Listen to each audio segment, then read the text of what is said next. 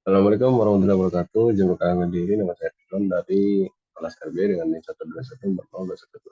Baik, saya ingin menjelaskan tentang proses negative sort ya. Jadi di sini ada terdapat sebuah array yaitu 25, 0, 23, 24 dan 42. Di sini ada indeks 0, 1, 2, 3 dan 4.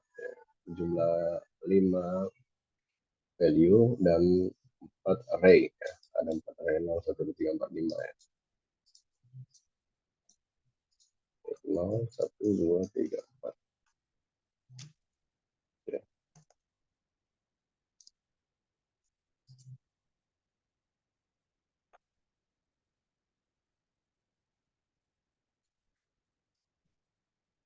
ya gitu teman-teman. Jadi, oke.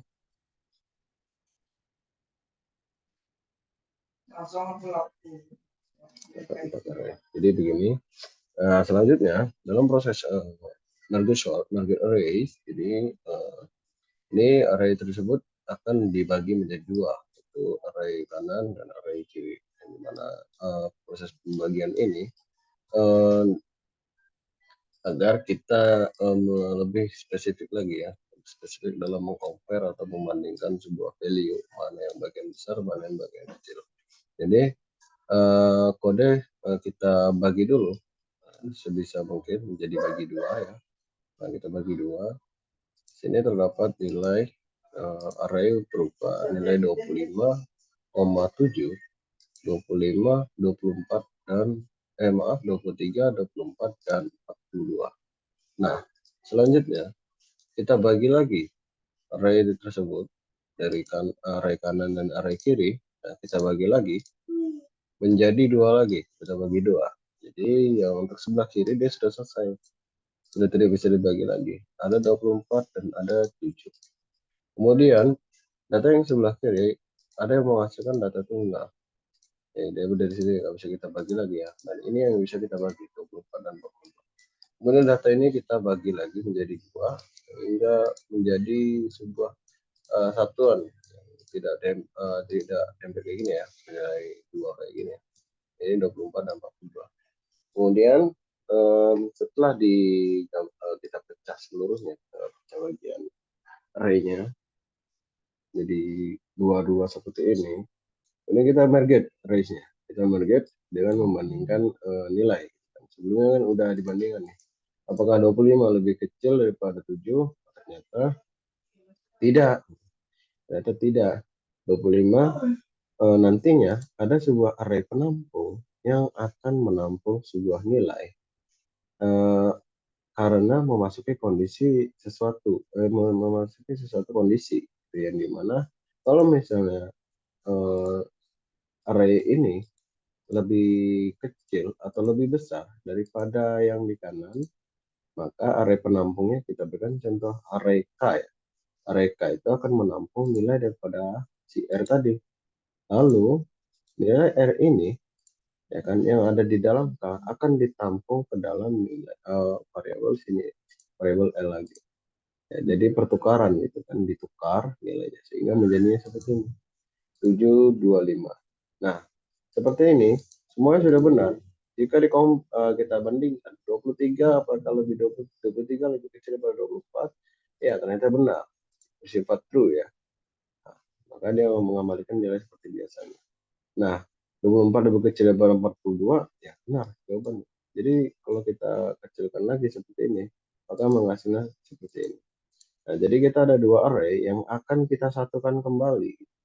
Ini sudah melalui proses merger. Kita akan satukan lagi seperti semula, seperti yang di atas ini.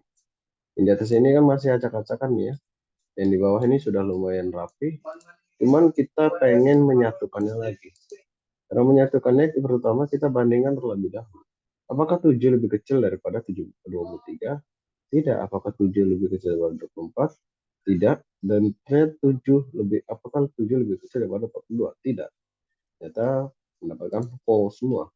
Dan ketika 25 membandingkan dengan 23, dia mendapatkan nilai true sehingga terjadinya pertukaran posisi di sini.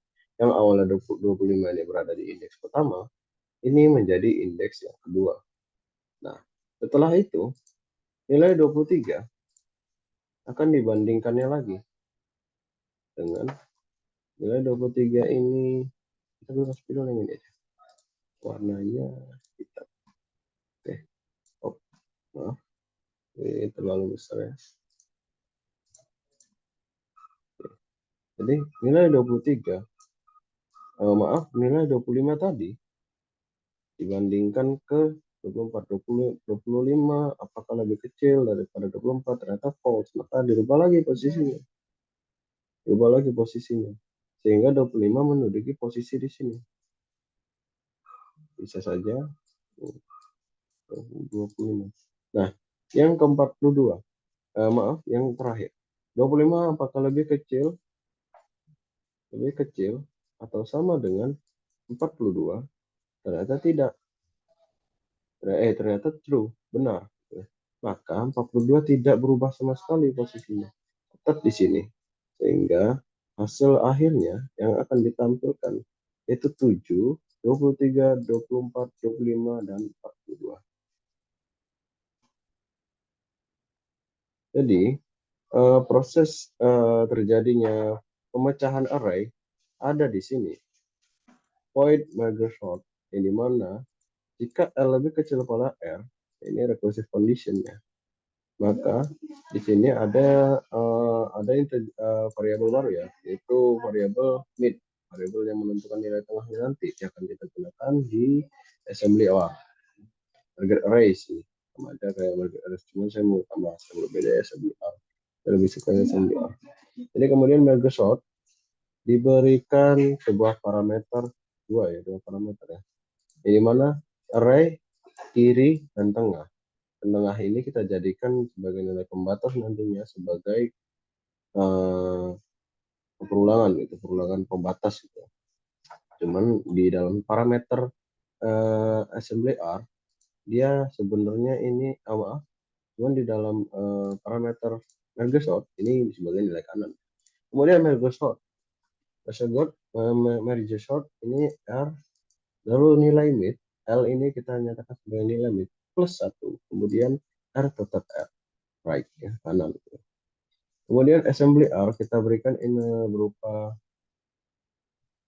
nilai kepada parameter assembly R berupa array, nilai kiri, tengah, dan nilai kanan. Nah, kemudian proses perbandingan atau pertukaran posisi terjadi pada void assembly R, yang dimana di sini terdapat perulangan untuk menukarkan posisi, menukarkan posisi atau menjadikan wadah array gitu kan sebagai mengisi wadah array, Jadi wadah arraynya ada L, N1, dan R, N2. Nah, kemudian proses assembly array terjadi pada di sini. While I lebih kecil pada N1 dan J lebih kecil daripada N2. N1, N2 ini merupakan N1 nilai array untuk kiri dan N2 nilai array untuk kanan. Jadi N1, N2 adalah variabel yang mengandung nilai dari R dikurang mid dan mid dikurang daripada L ditambah 1. Kemudian terdapat ada beberapa codingan, yaitu kondisi ketika satu elemen sudah habis namun masih tersisa. Nah, kalau kita memiliki sebuah array ganjil, hal ini sering terjadi ketika kita sudah membaginya semua. Ada satu array yang tidak dilakukan pengecekan karena tidak termasuk, gitu kan. Maka dari itu digunakan while, kita cek satu-satu gitu, apakah ada I lebih kecil pada N1. Jika ada, maka jika ada array K, maka kita posisikan kembali pada L lebih kecil pada 1. Karena masih ada tertinggal ya sebuah array itu. Kemudian J lebih kecil pada N2, ini agar kita terus mengulang mengecek satu persatu ya. Ini maaf salah tadi. Kita mengecek satu persatu array index yang ada di dalam array tersebut, array K ya. Kita cek satu persatu apakah ada satu elemen yang masih tersisa gitu, meskipun semuanya udah habis. Kita perlu validasi ulang. Kemudian print array, setelah kita menggabungkan semuanya, kita merge gitu. Kemudian kita printkan arraynya menggunakan for ulangan. Ya, kita jalankan programnya. Ketika yang awal yang menjadi berantakan ini sudah menjadi rapi ya. 7, 23, 24, 25 dan 42. Sekian, terima kasih. Lebih dan kurangnya saya mohon maaf. Wassalamualaikum warahmatullahi wabarakatuh.